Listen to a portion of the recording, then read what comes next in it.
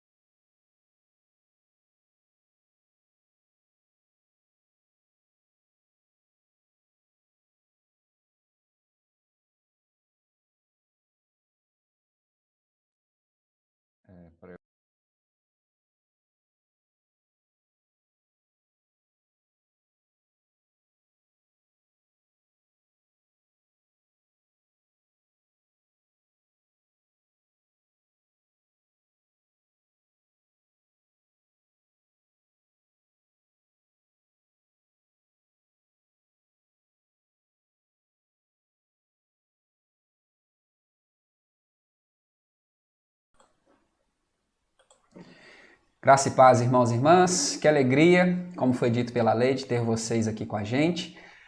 E como também foi dito, hoje nós estamos na nossa última aula do nosso segundo módulo, que é o módulo de Teologia Wesleyana, esse espaço em que nós dedicamos a refletir a respeito das doutrinas da nossa igreja, de alguns pensamentos importantes, né, que vão estar na base da nossa história, da nossa teologia, da nossa prática como igreja. Então, estamos chegando à nossa última aula, exatamente a metade do nosso curso, que são de 4 módulos.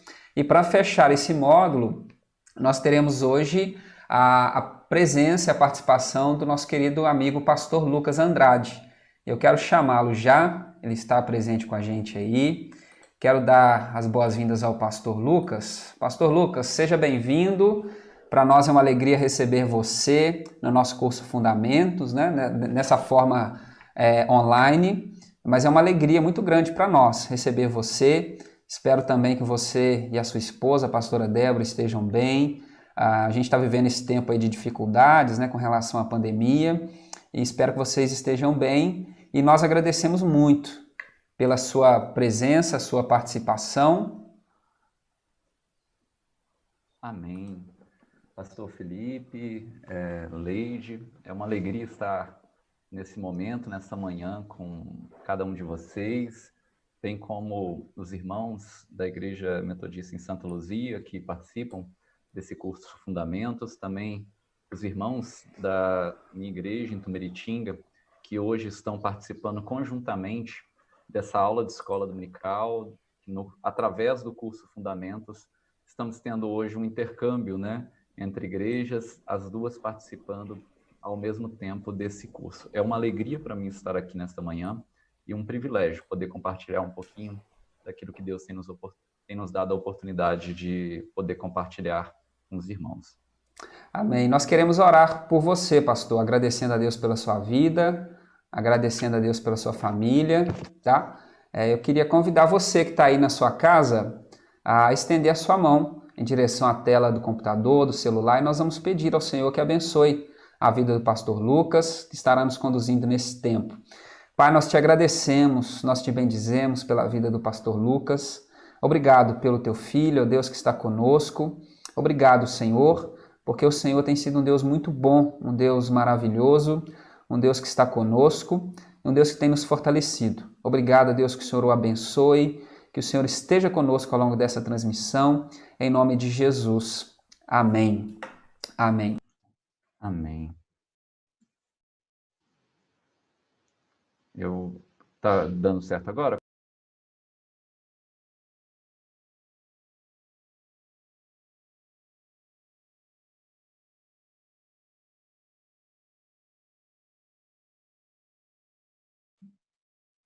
Sem problema. Irmãos, antes então de passar a palavra para o pastor Lucas, eu queria apenas apresentá-lo devidamente, só para a gente ter uma ideia do nosso privilégio nessa manhã. Como eu falei, além de um grande amigo, o pastor Lucas é um grande pastor, ele é marido da pastora Débora, e a gente brincou numa live passada que essa é a melhor característica dele, né? Ser esposo da pastora Débora, né? A tietagem da Leide aí. E o pastor Lucas, ele é pastor, né, na cidade de Tumiritinga, e além de um grande pastor, um grande líder, ele também é um grande estudioso da palavra, da teologia. Nós somos contemporâneos na faculdade de teologia.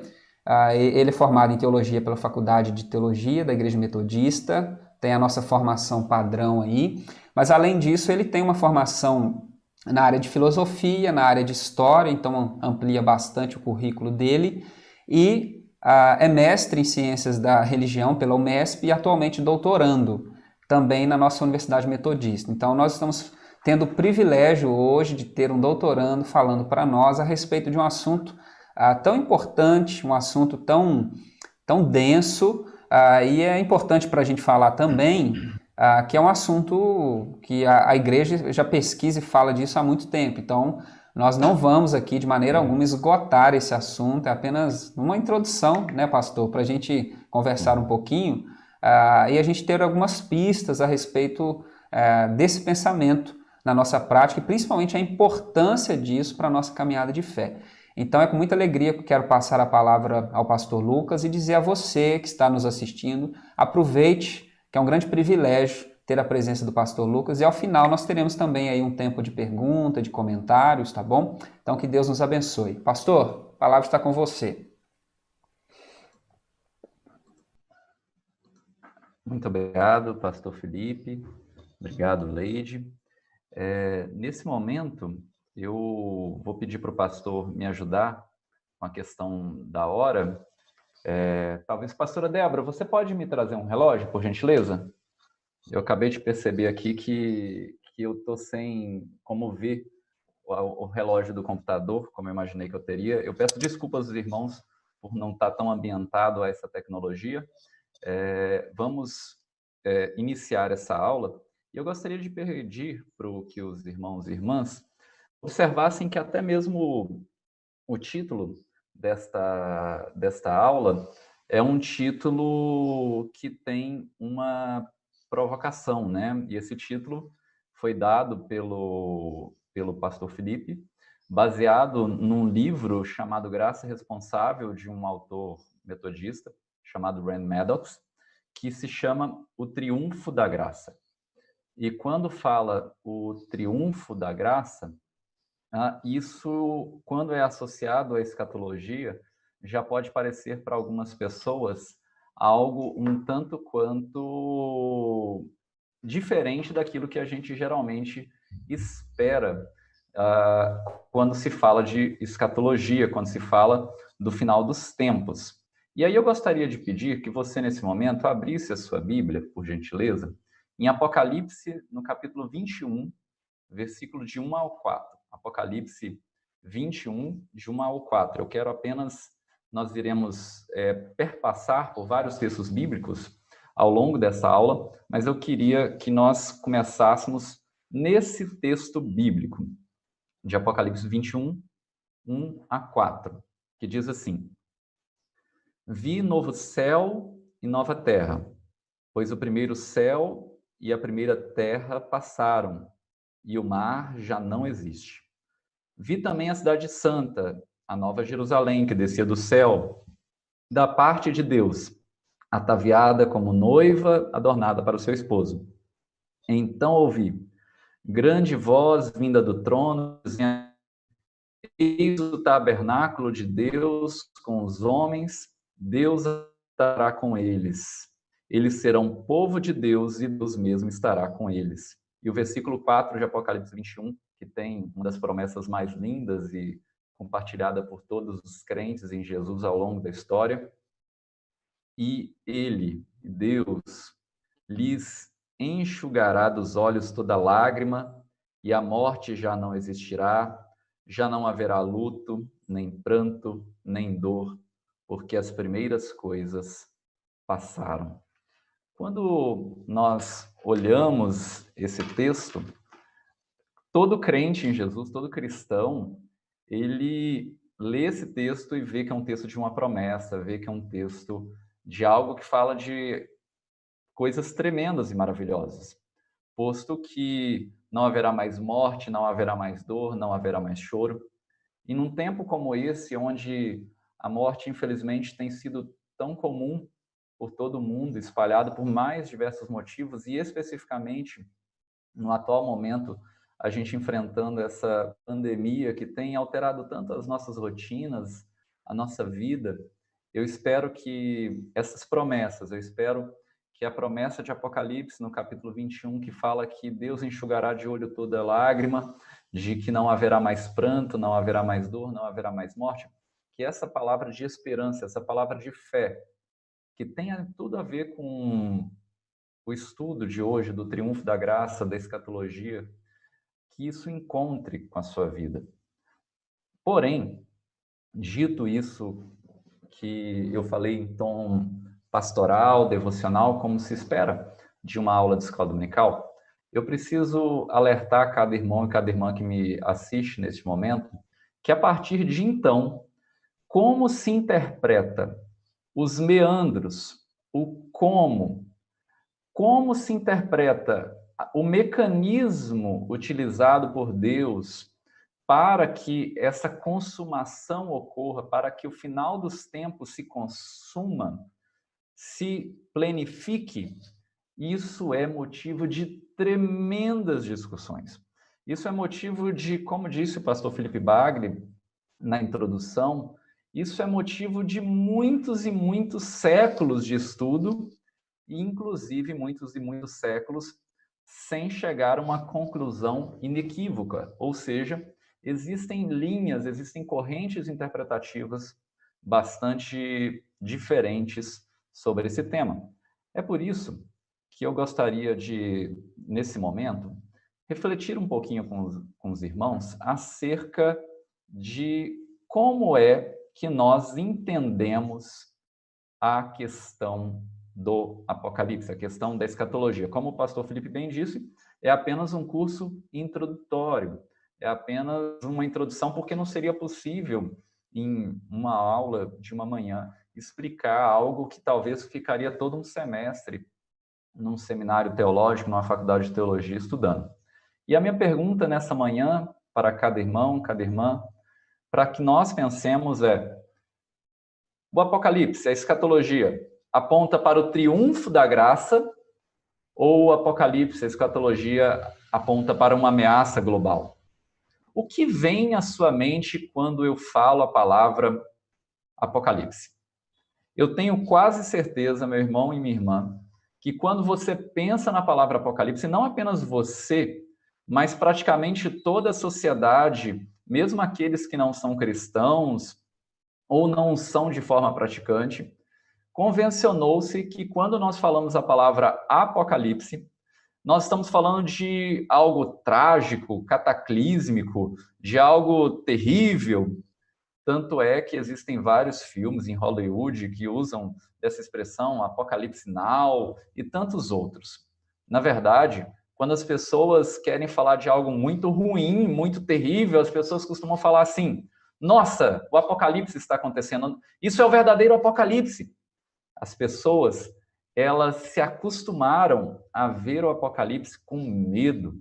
Elas se acostumaram a ver o Apocalipse sobre uma ótica da desconfiança de algo terrível. E quando assim o fazem, elas tendem a perder talvez aquilo de mais precioso que existe, não apenas no livro denominado Apocalipse, como nós vamos ver mais à frente, que é o último livro da nossa Bíblia, mas isso acaba nos atrapalhando a interpretar e a entender as promessas contidas na Bíblia acerca da escatologia, acerca do final dos tempos. Porque o livro de Apocalipse, há algum tempo atrás, pastor Felipe, Leide, cada irmão e irmã que me acompanha nesse momento do curso Fundamentos, bem como os irmãos da minha igreja, da Escola Dominical, há algum tempo atrás eu trabalhei durante alguns meses, quase um ano, em uma revista de escola dominical que falava sobre Apocalipse. E todas as aulas eu iniciei com mais ou menos a seguinte expressão: o Apocalipse não foi escrito, a revelação de Deus contida nesse livro não foi escrita para gerar medo, mas foi escrita e está nas nossas Bíblias para gerar fé e esperança. Eu vou repetir: Apocalipse não foi escrito para gerar medo. O livro de Apocalipse foi gerado, foi escrito, foi revelado para gerar fé e esperança. Porém, essa não é a visão corriqueira das pessoas. Tanto não é que em momentos de crise, como o que nós temos vivido atualmente, momentos de dificuldades, de ameaças de saúde, econômicas, ameaças dos mais diversos campos, tempos de guerra e outros, tendem a gerar um interesse crescente pelo estudo da escatologia cristã. E eu achei interessante, e eu gostaria de compartilhar com cada um e cada uma algumas imagens nesse momento. Eu digitei no Google, você pode fazer isso depois, Apocalipse. Eu digitei e me apareceram várias imagens como essas que você está vendo na sua tela nesse momento. No lado esquerdo da tela está aparecendo meteoros, parece, caindo sobre uma grande cidade, parece que é a cidade de Roma, e aí incêndios acontecendo, e aí na imagem da direita mostra a terra pegando fogo e sendo consumida na inteireza. Quando a maioria das pessoas pensa em Apocalipse, é isso que vem na mente das pessoas. E isso é um grande prejuízo, porque quando elas pensam dessa forma, elas não percebem que o Apocalipse é a consumação do plano absoluto da plenitude de Deus para a sua igreja, a plenitude de Deus para os seus filhos e as suas filhas, é a plenitude do Senhor acerca das promessas de que um dia não haverá mais morte, não haverá mais choro e Deus enxugará do olho toda lágrima. Quando as pessoas observam apenas por essa ótica, isso acaba tirando o foco daquilo que nós entendemos, como o pastor Felipe já propôs nessa última aula do segundo módulo do curso Fundamentos. A escatologia cristã é um triunfo da graça e não uma ameaça global.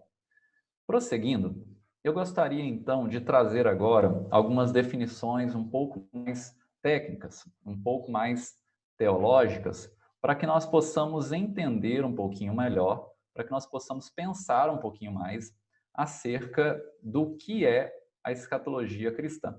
E para tal, faz-se necessário que nós tenhamos algumas definições, apenas para que a gente possa prosseguir a conversa com tranquilidade. Então, lendo aquilo que você está vendo na sua tela, lembrando que na descrição do vídeo do YouTube, embaixo de onde você está assistindo, existe um link que leva para o material que o pastor Felipe disponibilizou, que tem alguns sermões de John Wesley, fundador do movimento metodista, e tem também esses slides. Então, você pode anotar no seu papel, se você estiver acompanhando, porque isso ajuda, né, a absorção do conteúdo. Mas lembrando que tudo isso, se você por acaso perder algo, não tem problema, vai estar disponível para você esses slides logo depois. Então, vamos entender. A definição de escatologia. Escatologia é o estudo do fim dos tempos, a consumação final de tudo, segundo a concepção bíblica cristã. A palavra escatologia é derivada de duas palavras gregas, que significa último e estudo. Eschatos, último, e logia, estudo. Então, assim como a gente tem um monte de palavra que termina com o logia, né, biologia, e tantas outras, então é o estudo das coisas últimas, é a disciplina dentro da teologia cristã que estuda acerca das últimas coisas. Essa é a definição clássica de escatologia. A gente vai ver que existem variantes dentro disso, é impossível num slide a gente conter tudo o que significaria. Trata-se, portanto, do estudo do destino último do ser humano, tal como é revelado nas Sagradas Escrituras, fonte primária dos estudos teológicos sistemáticos cristãos.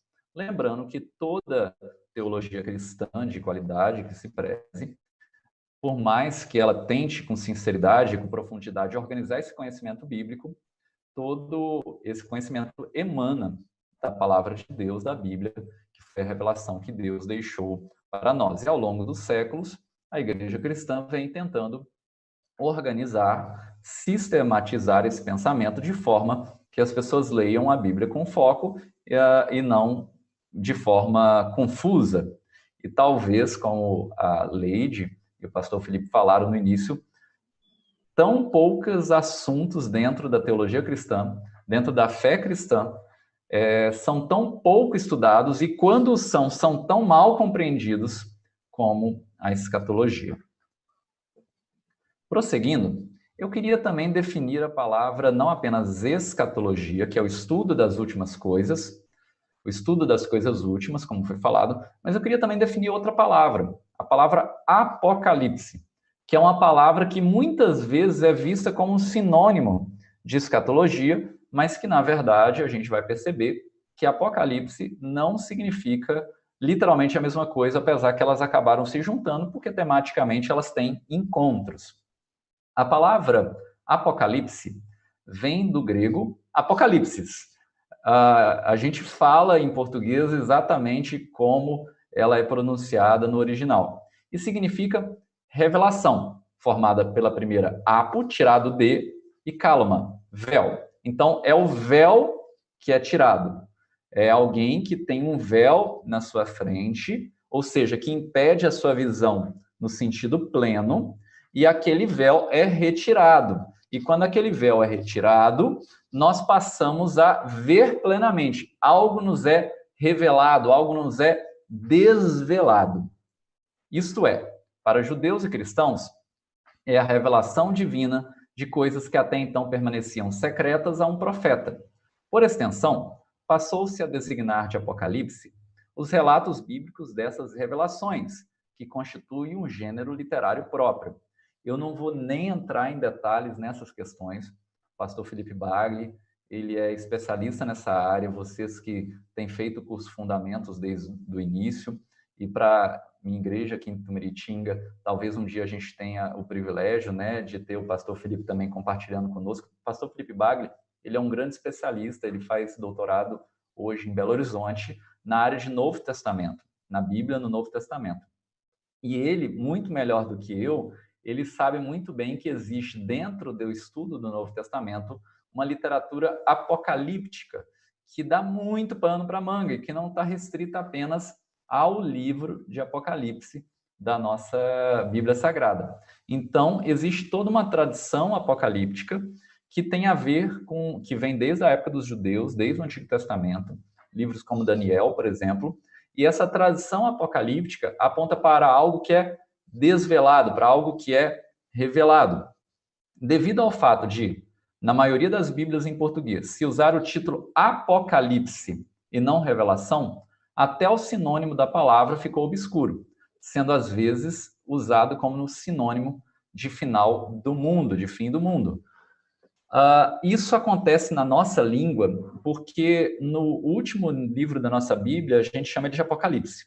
Apesar de que o mais correto seria que ele se chamasse Revelação, porque Apocalipse é revelação em grego.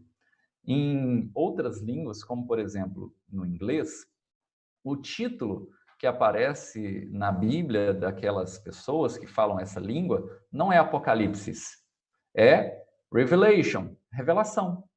Então, para elas, já tende a ficar mais claro, na hora que elas batem o olho, que Apocalipse significa revelação.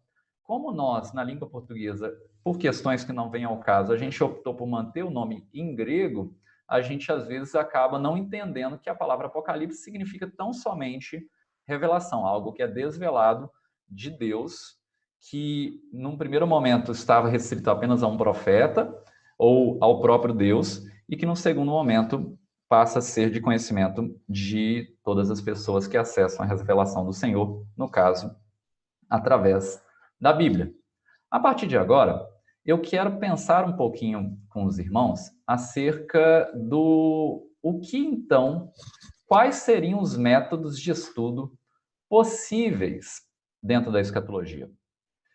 Porque quando nós vamos estudar a escatologia cristã, quando nós vamos estudar o estudo das últimas coisas, não existe apenas uma forma de estudar. E eu vou apresentar 3 métodos de estudo, sendo que dentro desses 3 métodos, a gente vai perceber que no método que vai ser o segundo, aí se bifurca, trifurca em várias formas, em vários caminhos possíveis. Por isso, a primeira pergunta que eu gostaria de trazer é: será que um estudo de teologia sistemática na escatologia é sempre o último assunto? Será que estudar a escatologia, que fala sobre as últimas coisas, sempre vai ser colocado no final de um livro? Não necessariamente. De forma clássica, como esse primeiro slide que você está vendo, no estudo clássico, com certeza sim. Porque no estudo clássico preconiza que o Apocalipse, que é a escatologia, estuda os últimos acontecimentos. E como estudo dos últimos acontecimentos, geralmente, quando você pega um livro de teologia, que tem um monte de assuntos, esse vai ser o último assunto a ser estudado. Em português, eu diria que os dois principais livros que fazem isso, para aqueles que tiverem interesse em se aprofundarem, é o Graça Responsável, do Rand Maddox, que eu já citei, que foi publicado pela editora Angular, editora da Igreja Metodista, e o livro também do Kenneth Collins, chamado A Teologia de John Wesley, publicada pela CPAD, que é a casa publicadora das Assembleias de Deus. Nesses dois livros, você, se tiver acesso, você vai perceber que o estudo da escatologia, cada um dá um título, o Maddox, no caso, dá o Triunfo da Graça, nesse último capítulo, sempre está no final. E está no final justamente porque no estudo clássico da escatologia, ela estuda os últimos acontecimentos. E aí vão ter uma série de estudos que estão dentro dessa temática. Por exemplo, os últimos acontecimentos, a ressurreição e mortalidade da alma. E aí existe uma série de textos bíblicos que vão apontar para a ressurreição, e primeiros ressuscitarão uns, e aí haverá ressurreição, e Cristo é a primazia da ressurreição dos mortos. A partir do momento que Cristo ressuscita ao terceiro dia, nós temos a promessa de que também nós que morremos com Cristo ressuscitaremos com Ele. Tudo isso se torna parte do estudo da escatologia. Fala também do julgamento, e isso está lá em Apocalipse, capítulo 20, 11 a 13, e eu peço que, se você puder, deixe uma Bíblia aí aberta do seu lado, porque aí, à medida que a gente for tendo um texto bíblico e nós tivermos a oportunidade, a gente abre o texto bíblico, você confere lá na Bíblia, pode te ajudar, né? O curso Fundamentos e na escola dominical da minha igreja, que também participa dessa aula conjunta. Por exemplo, em Apocalipse 20, de 11 a 13, mostra assim: vi um grande trono branco e aquele que nele se assenta, de cuja presença fugiram a terra e o céu, e não se achou lugar para ele. Vi também os mortos, os grandes e os pequenos, postos em pé diante do trono. Então se abriram livros. Ainda outro livro, o livro da vida, foi aberto. E os mortos foram julgados segundo as suas obras, conforme o que se achava escrito nos livros. Deu o mar os mortos que nele estavam, à morte, e o além entregaram os mortos que nele havia, e foram julgados um por um, segundo as suas obras. E aí, se você ler os próximos dois versículos, vai falar, versículo 14 e 15 do capítulo 20 de Apocalipse. Então a morte e o inferno foram lançados para dentro do lago de fogo. Esta é a segunda morte, o lago de fogo. E se alguém não foi achado inscrito no livro da vida, esse foi lançado dentro do lago do fogo. Então também, classicamente, o estudo clássico do Apocalipse, da escatologia, para ser mais precisa, né? Até a gente que estuda acaba confundindo às vezes os termos de tão associados que estão na nossa mente. O estudo clássico da escatologia vai contemplar o julgamento, de que um dia todos nós seremos julgados diante de Deus, no final dos tempos, no grande julgamento, e aqueles que forem encontrados fora do livro da vida serão lançados no fogo, serão lançados na danação eterna, né? E aqueles que forem encontrados no livro da vida, no gozo eterno, na eternidade, no céu, com o Senhor. E também o estudo clássico de Apocalipse fala de estágios intermediários. E aí você pode abrir a sua Bíblia em Lucas capítulo 16, 19 a 31. Lucas capítulo 16, versículo 19 a 31. Eu não vou ler o texto todo, porque são muitos os assuntos, e o pastor Felipe e a Leide, como bem sabem, esse texto sozinho já daria uma aula completa. Então, eu estou apenas fazendo pequenas e rápidas menções. Nesse texto de Lucas 16, 19 a 31, conta a parábola, né, do rico e de Lázaro, do rico e do mendigo. E aí conta, né, acerca de uma pessoa que foi muito pobre, foi muito fraca na terra, e aí um dia ele chegou no paraíso, né, fala no seio de Abraão, e aí o rico não tinha acesso e ele queria ter acesso, e aí essa parábola se desenvolve dessa forma. Na escatologia, nos estudos clássicos, eu sei que eu não estou tendo muito tempo de aprofundar nesses assuntos, isso é considerado o estudo de estágios intermediários e do eterno. Existem várias correntes, como vão ser mostradas a seguir, mas basicamente dentro dessas correntes entende-se, em muitas delas, que há estágios intermediários, que entre o momento que uma pessoa morre e o momento do julgamento final, aqueles que morreram antes do julgamento final, ou seja, a grande maioria das pessoas, elas ficam no estágio intermediário. Aqueles que estão destinados aos céus ficam no que é chamado de paraíso, ou seio de Abraão, e aqueles que estão destinados à danação eterna, ao inferno, eles ficam no Hades, ou no Tártaro, como vai dizer alguns estudiosos, até que o grande julgamento seja feito e isso seja completado na eternidade.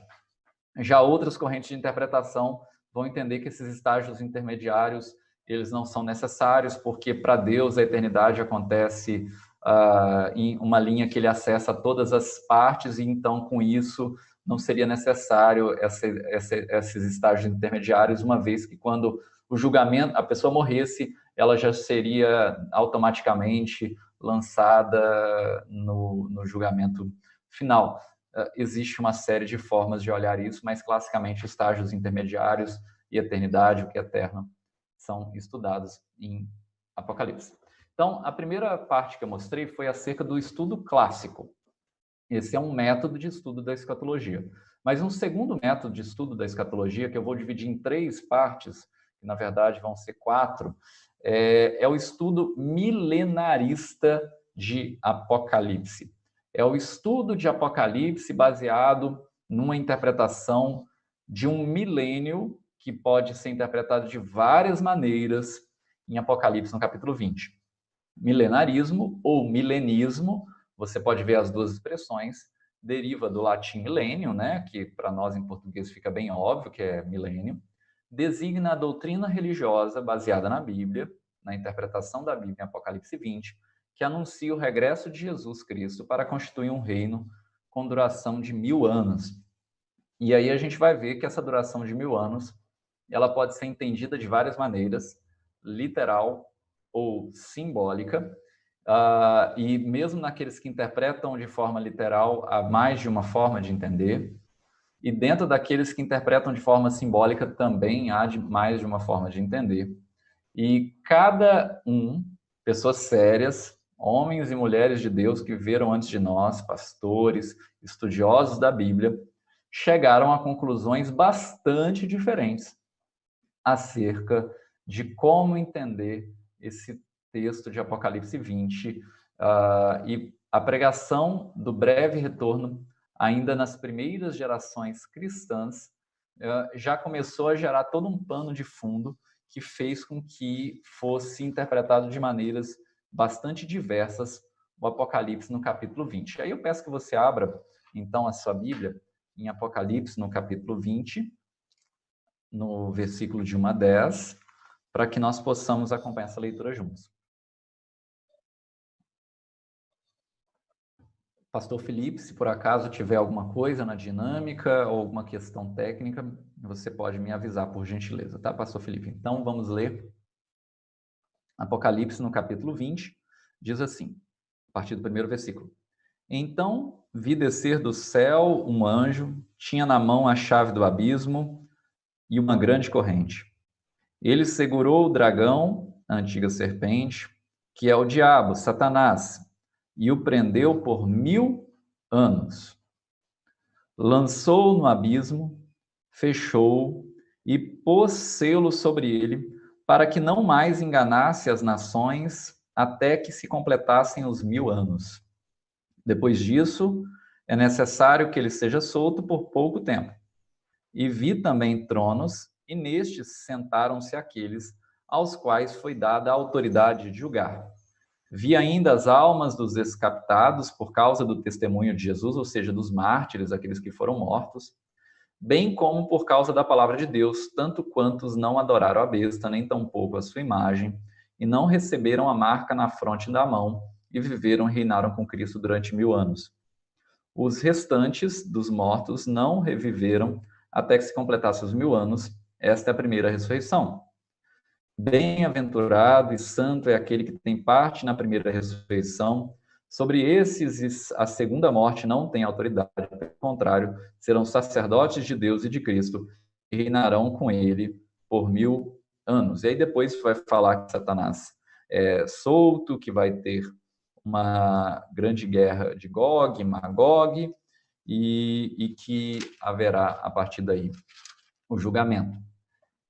Como você viu, eu li apenas 6 versículos, e os irmãos que talvez nunca tiveram a oportunidade, que talvez essa seja uma das primeiras vezes que estuda a escatologia, ou que sempre ouviu de forma meio difusa, desconexa, de fato é um tema difícil e complexo, talvez o mais difícil e complexo de toda a Bíblia, até mesmo porque Deus não revelou todos os meandros, ou deixou muitos meandros em aberto, e o livro de Apocalipse é notoriamente um livro de linguagem profundamente simbólica, bem como outras literaturas apocalípticas, como o livro de Daniel, e algumas passagens dos profetas, como em Ezequiel, ou mesmo nos evangelhos, como eu mostrei a parábola do rico e de Lázaro. Quando nós lemos esse Apocalipse capítulo 20, isso gerou uma série de interpretações completamente diferentes e que a gente vai perceber que isso muda a forma como a gente compreende a escatologia, compreende o final dos tempos, muda a forma como a gente vive hoje, muda a forma como nós interpretamos a própria vida cristã.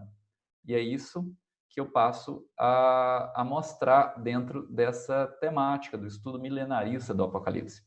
Entre os primeiros cristãos, no próximo slide, mostra assim: o milenarismo difundiu-se pela Ásia Menor, que é a atual Turquia, e no Egito nos primeiros séculos da presente era.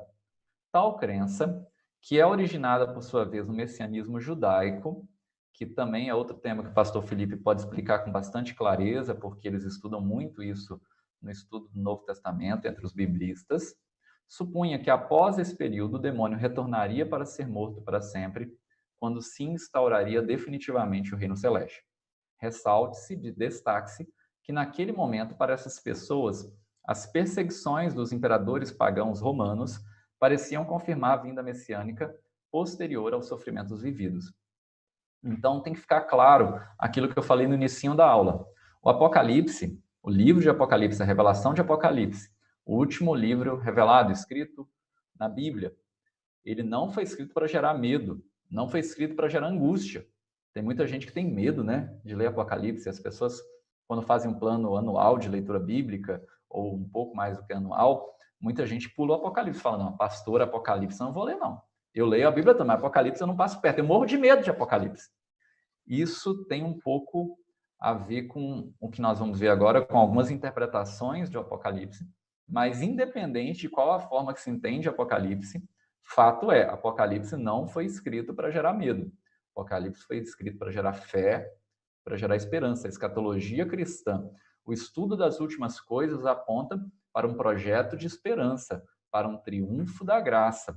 Aponta para o fato de que a igreja triunfará com Cristo e de que nós, um dia, teremos as lágrimas enxugadas, a morte não existirá, o pranto não existirá, o choro não existirá, e por isso, Apocalipse, a escatologia, apontam para a esperança cristã.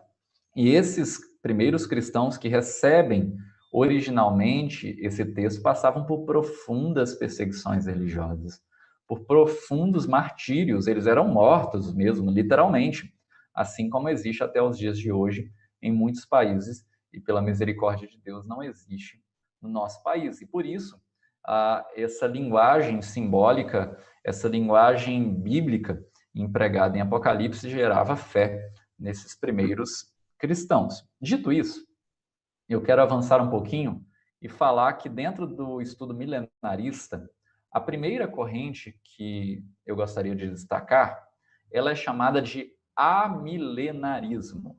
A, que significa não, né? É muito comum quando tem um A no início de uma palavra, significa não. E milenarismo, ou seja, o amilenarismo, na escatologia, significa a rejeição da crença que Jesus vai ter um reinado físico, literal, na Terra com duração de 1000 anos. O amilenarismo, que é uma interpretação escatológica possível, comum em muitas igrejas cristãs ao longo da história, algumas presentes até os dias de hoje, é uma visão que entende que nós devemos interpretar esses 1000 anos expressos no Apocalipse 20 sob uma linguagem simbólica. O Apocalipse é um livro que remete a símbolos. Esses 1000 anos não devem ser interpretados na literalidade, mas como simbologia. Aí talvez algum falava, pastor, mas isso tá fazendo com que a Bíblia seja relativizada. Não necessariamente, né? Porque simbolizar não é relativizar, são coisas completamente diferentes. Símbolo é algo que junta, relativizar é algo que enfraquece, que espalha, né? Na verdade, no original bíblico, diabolos é aquele que espalha, aquele que lança fora, enquanto o símbolo é aquilo que junta. Na verdade, o amilenarismo, ele considera os 1000 anos mencionados em Apocalipse 20 como um número simbólico, não como uma descrição literal. Afirmam que o milênio já começou e corresponde à atual era da igreja. O amilenarismo sustenta que, apesar do reinado de Cristo durante o milênio seja de natureza espiritual, no final da era da igreja, Cristo retornará no julgamento final e estabelecerá um reino permanente no novo céu e na nova terra.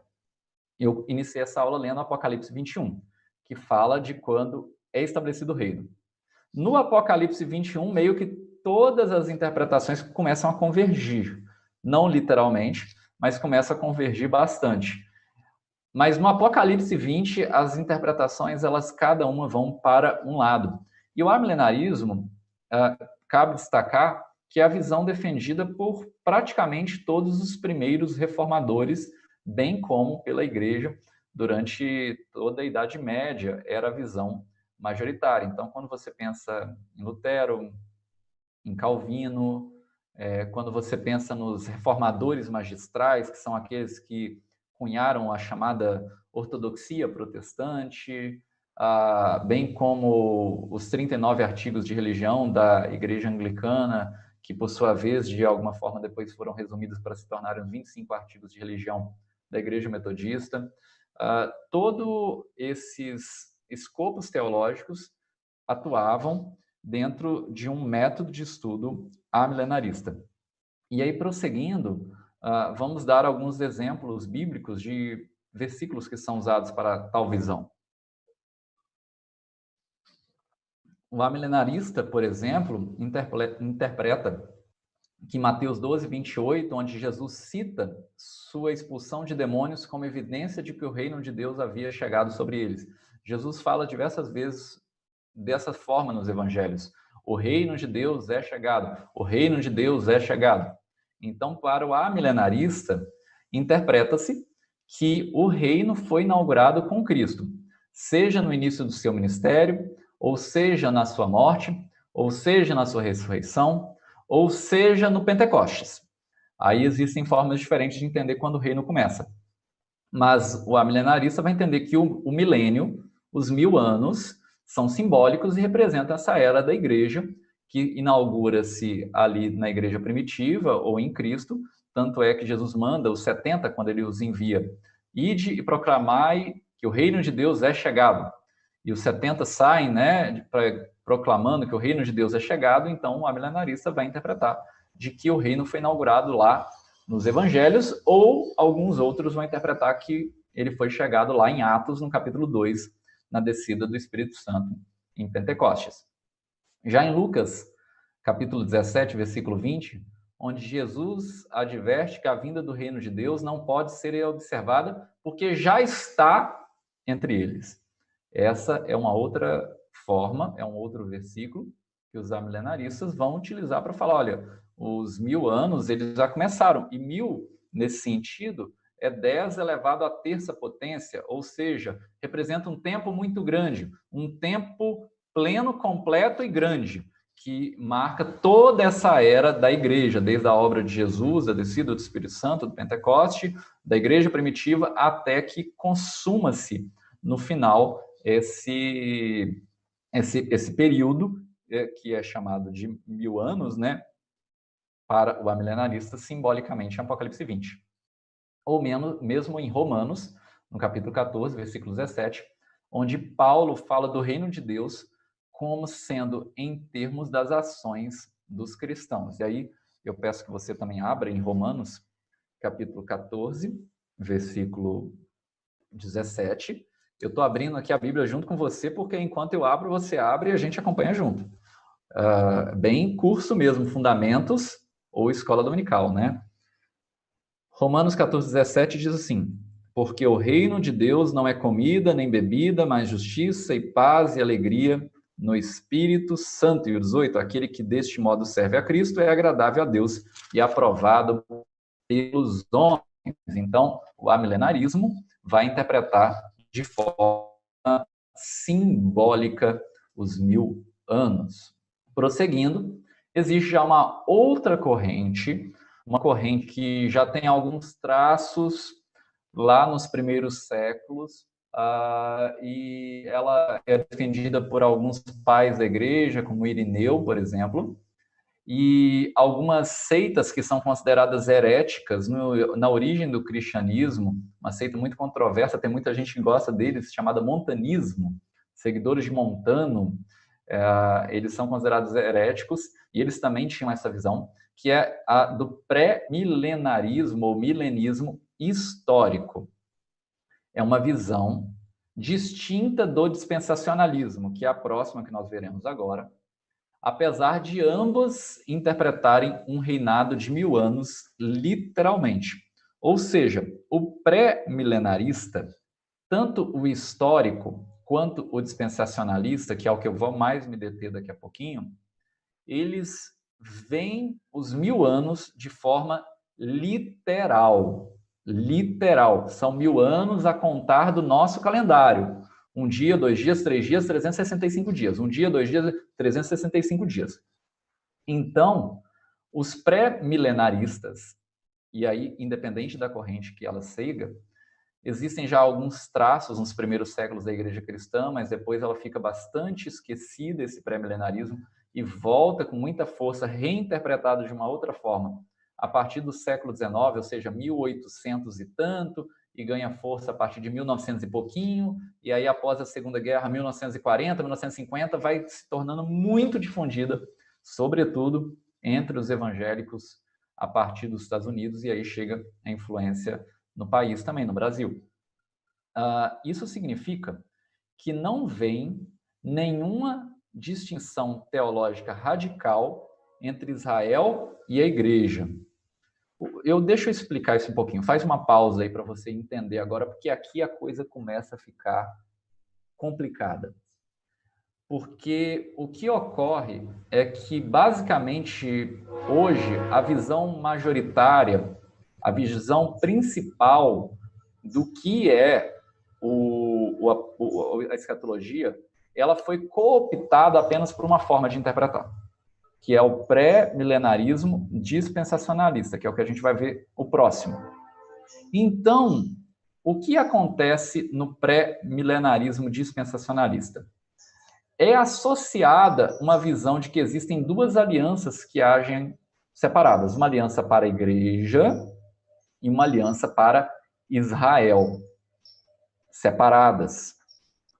Já para o pré-milenarismo histórico, que é aquele defendido por vários até os dias de hoje, e que existiu nos primeiros séculos da igreja, existe uma associação, não há nenhuma distinção entre Israel e a igreja. Por quê? Porque para o pré-milenarista histórico, a igreja é o novo Israel de Deus. E com isso, ela pode ser tanto pré-tribulacional, ou seja, ela entende os 1000 anos como literal, mas ela entende que essa tribulação pode ser antes dos 1000 anos, ou pode terminar depois dos 1000 anos, o que significa que o arrebatamento da igreja pode ocorrer após um período da tribulação. Então, interpreta-se o arrebatamento, né, baseado, sobretudo, em Tessalonicenses, uma interpretação mais literalista de Tessalonicenses, de que pode ocorrer esse arrebatamento tanto antes da tribulação como depois da tribulação. Isso no pré-milenarismo histórico. Mas aqui dá mais pano para a manga e que, de fato, talvez mais nos interesse, justamente porque é aquilo que as pessoas pensam quando elas pensam, geralmente, em escatologia, em Apocalipse, é o chamado pré-milenarismo dispensacionalista. Lembra que eu iniciei a aula mostrando imagens, mostrando as pessoas vendo raios e trovões e cometas e meteoros e a terra em chamas? Isso é totalmente associado à visão pré-milenarista dispensacionalista. O pré-milenarismo dispensacionalista é uma visão que também interpreta literalmente o reinado de 1000 anos e que sustenta que Israel e a igreja são entidades completamente distintas nas alianças de Deus. Usualmente, então, eles são pré-tribulacionais. Por quê? Porque eles entendem que a igreja vai ser arrebatada de forma secreta no início, antes que comece a tribulação, a igreja vai ser arrebatada de forma secreta e acreditando que Jesus voltará para encontrar-se com os cristãos no céu por meio de um arrebatamento imediatamente antes de uma tribulação mundial de 7 anos. E alguns vão falar são mid-tribulacionistas, porque acham que o arrebatamento vai ser na metade, nos 3 anos e meio. Eu não vou entrar em detalhes dessa questão, porque são tão complexas as teorias desenvolvidas pelos pré-milenaristas dispensacionalistas. É uma teoria tão nova, tão recente, isso nunca existiu na história da igreja antes do final do século XIX, numa história de uma igreja de 21 séculos. Isso surgiu tem pouco mais de 100 anos, foi ontem. Mas, ao mesmo tempo, a influência dele se tornou notória e notável. E hoje, a grande maioria das pessoas ditas evangélicas no país, no Brasil, influenciadas pelos norte-americanos, acreditam nessa forma de ver a vida. Quando a novela da Record retrata o Apocalipse, ele retrata dentro dessa visão, por exemplo. E aí existe uma série de teorias que vão tentando preencher as lacunas daquilo que Deus não revelou com clareza, e aí vai tentando adivinhar, não, então aqui são 7 anos, e esses 7 anos vai ter o 3 anos e meio da tribulação do tal jeito, 3 anos e meio de tal forma, e aí vão fazendo toda uma complexa relação que, apesar de ter um nascedouro no pré-milenarismo histórico, que interpreta literalmente os 1000 anos, e é uma interpretação válida, complexifica de uma forma que eu já apresento, na minha opinião, são formas extra-bíblicas, ou seja, coloca-se na Bíblia interpretações que não estão na Bíblia necessariamente. São interpretações que vão adicionando onde o buraco existe na interpretação, você acrescenta. O pré-milenarismo dispensacionalista tem suas raízes a partir da década de 1830, né? E John Nelson Darby, um clérigo anglicano e um dos primeiros líderes dos Irmãos de Plymouth, ele viveu, né, como você pode ver, isso já dá na segunda metade do século XIX, quando começa a tomar força, ele começa a difundir essas ideias. Nos Estados Unidos, a forma dispensacional foi propagada em um nível muito popular, em grande parte através da influência de uma Bíblia de estudo que se tornou muito popular, sobretudo entre o fundamentalismo do final do século XIX, início do século XX, chamado Bíblia de Estudo Scofield, e depois pela influência americana que se espalhou por evangélicos entre o mundo. Essa forma de interpretar, que eu falei que é extremamente nova, ela interpreta uma série de dispensações. O que seria uma dispensação? Existem várias formas de interpretar o dispensacionalismo, mas a clássica interpreta que existem 7 dispensações, e essas dispensações sempre terminam com algo trágico, com uma apostasia geral, termina com o ser humano rejeitando Deus, e aí Deus vindo e renovando uma nova aliança. Para o dispensacionalista clássico, e esse é um dos principais motivos de por que eu não vejo como bíblica essa visão, o pré-milenarismo pode até ser, eu vejo uma forma válida, mas o pré-milenarismo e o dispensacionalismo eu vejo como algo cheio de coisas extras bíblicas. Por quê? Porque eles interpretam classicamente, na visão deles, de que a igreja é um acidente na história do plano de Deus. Que a igreja é uma dispensação provisória que Deus criou apenas para tampar o buraco de que os judeus rejeitaram a Cristo. Como os judeus rejeitaram a Cristo, que era o plano A de Deus, eles interpretam que a igreja é o plano B de Deus. A igreja foi o plano B que Deus arranjou para funcionar provisoriamente, numa dispensação provisória, até que o plano A de Deus retorne, que é para Israel. Isso se tornou extremamente popularizado nas últimas décadas do século XX, 1970, 1980, 1990, por autores como Hal Lindsey, Tim LaHaye, Jerry Hankins, que produziram, por exemplo, filmes e livros chamados Deixados para Trás. Eu lembro quando eu era adolescente, durante 2 anos, a nossa escola dominical, lá na Igreja Metodista Central de Patinga, onde eu fui criado, estudou baseado nessa forma de interpretar o Apocalipse do Deixados para Trás. E quando você lê esses romances que tentam interpretar o Apocalipse, que se tornaram extremamente populares, são a base para a novela da Record, de antecipo para você.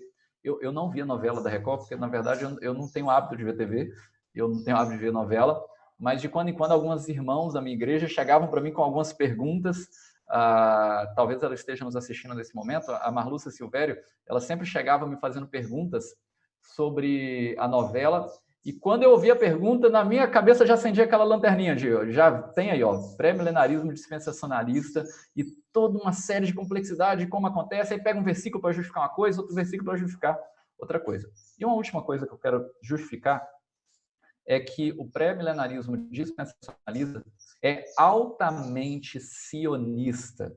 O que significa isso?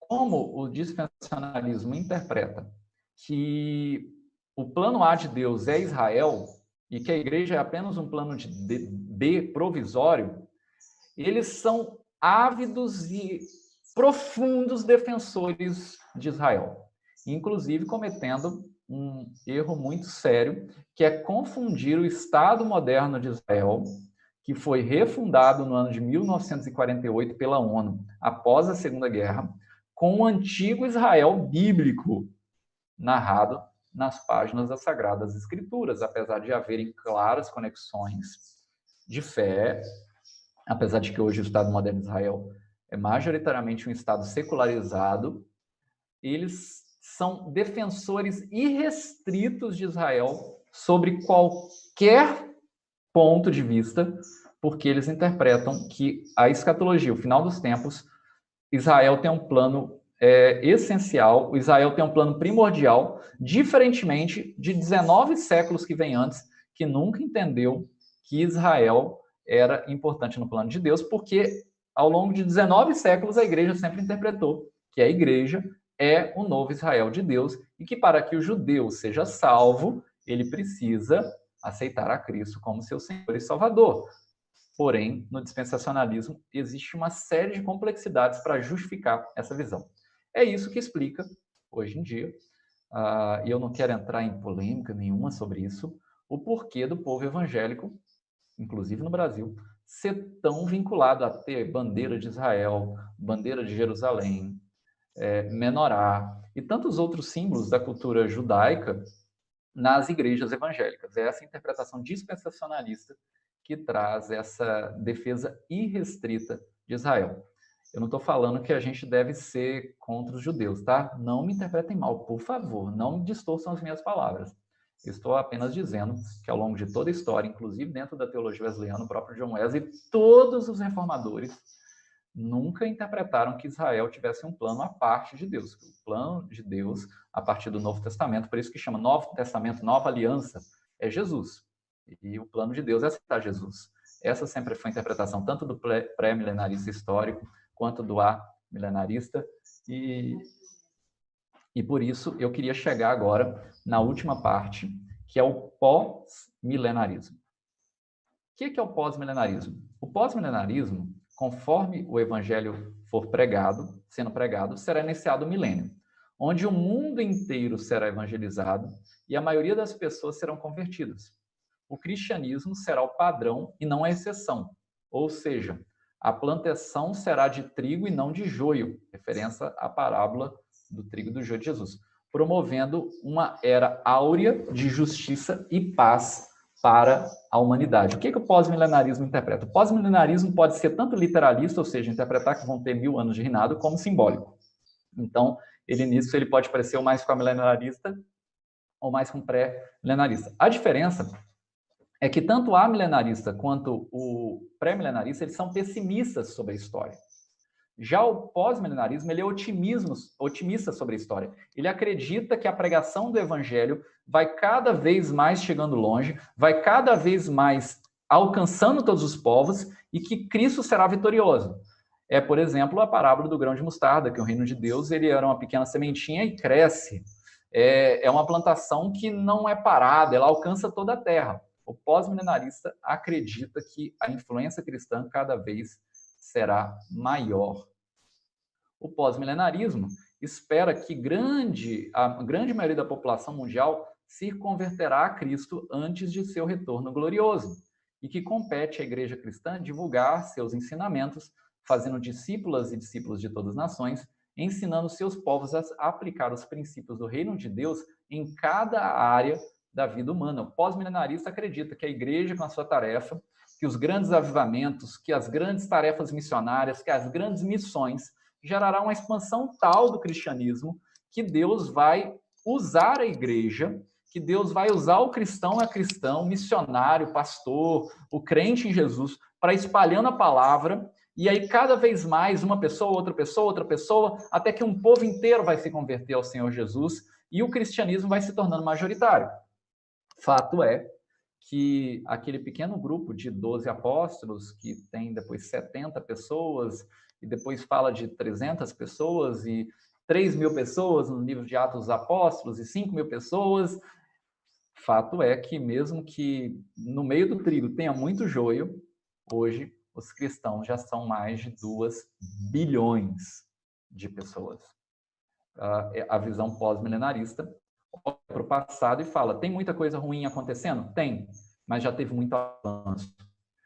Tem muita maldade ainda no mundo? Sim, mas teve muito avanço. E ele entende que esse avanço é uma expressão do reino de Deus que vai avançando, tomando cada vez mais esferas da vida da sociedade, alcançando povos, raças, línguas e nações, entendendo que até um dia toda tribo, raça, povo e nação confessará que Jesus Cristo é o Senhor. Dito isso, eu queria fazer uma análise muito breve, porque eu estou vendo aqui que estou me empolgando e eu quero chegar ainda até o final. Então, eu vou fazer apenas uma análise muito breve desse texto. Eu não vou ler o texto de Mateus, mas eu peço que você mantenha a sua Bíblia aberta, por gentileza, em Mateus 24, no versículo 3 ao 14. 24, 3 ao 14. Basicamente, esse é o sermão profético da destruição do templo que Jesus está pregando, né? A parte mais escatológica do livro de Mateus. O pastor Felipe pode explicar isso melhor do que eu, como biblista de Novo Testamento que ele é, apesar da ênfase dele ser sempre em João, ele vai poder explicar isso com muita profundidade também em Mateus. Em Mateus 24, nós vemos os seguintes sinais. No versículo 3, a gente vê falando dos sinais da vinda de Cristo. No versículo 6, de guerras e rumores de guerras. No versículo 7, de fomes e terremotos. No versículo 9, de perseguições e traições. No versículo 11, de falsos profetas. No versículo 12, do amor de muitos se esfriando. E no versículo 14, que o evangelho seria pregado a todo o mundo. E aí, talvez você me pergunte, pastor, como cada uma dessas correntes que foram vistas anteriormente, a milenarista, a pré-milenarista histórica, pré-milenarista dispensacional, pós-milenarista, como cada um olha para esse texto? Então, é aí que está a graça da questão e aí que está a complexidade da questão. Cada uma dessas correntes vai interpretar esse mesmo texto bíblico de uma forma diferente. Então, todos eles vão interpretar que existem sinais da vinda de Cristo. Porém, o amilenarista, por exemplo, vai dizer assim, olha, os sinais da vinda de Cristo existem desde que Jesus veio à Terra. Desde que o Pentecostes, o Espírito Santo desceu sobre a igreja, nunca parou de ter os sinais. O pós-milenarista que interpreta de forma simbólica vai interpretar muito parecido. Já o pós-milenarista que interpreta de forma literal vai falar, olha, os sinais da vinda vão se chegando e cada vez mais a influência da igreja vai crescendo. Já o pré-milenarista histórico vai falar, olha, viu? Tá só piorando, só tá piorando. O dispensacionalista, então, nem se fala, ó, tá piorando, tá piorando, tá piorando. Já o pós-milenarista vai falar, ó, tá ruim, mas tá melhorando aos pouquinhos. Esses sinais nunca deixaram de existir. Isso vale para guerras e rumores de guerras, fomes e terremotos, perseguições e traições, falsos profetas, amor se esfriando. Cada um, a partir da sua ênfase, a partir da sua ótica, vai interpretar esse texto com a visão como pós-milenarista mais otimista, ou visão mais pessimista como pré-milenarista, ou com a versão mais neutra de que nunca deixou de existir como o amilenarista.